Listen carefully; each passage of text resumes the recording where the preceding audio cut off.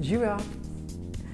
Najbrž se je vsaka od vas že srečala s tem, da je morala, preden je podaljševala trepalnice, naravne trepalnice pobarvati.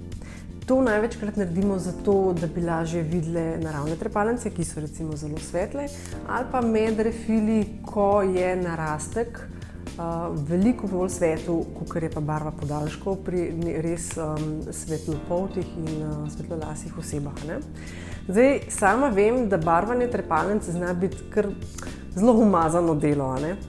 Predvsem zaradi tega, ker nam te obliži, ki jih nalepimo spodaj, da ne bi pobarvale še kože, pogosto nagajajo, se premikajo, sploh če imate one papirnate, malo boljše s temi obližki za podaljševanje trepalnic.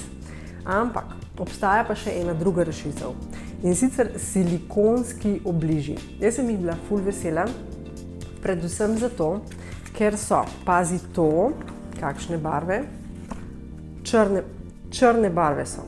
Kar pomeni, da se res dobro vidijo čist vse naravne trepalnice. Dala tudi slico, da boste videli same, da se prepričate. Predvsem so izjemno mehki, izjemno udobni in predvsem ostanejo na mestu, tam, kjer morajo ostati. Tudi pri čiščenju nam bojo prišli zelo prav. Zaradi tega, ker so tako zelo gladki, se nič ne zatika in ker so silikonski, jih lahko tudi zmočimo.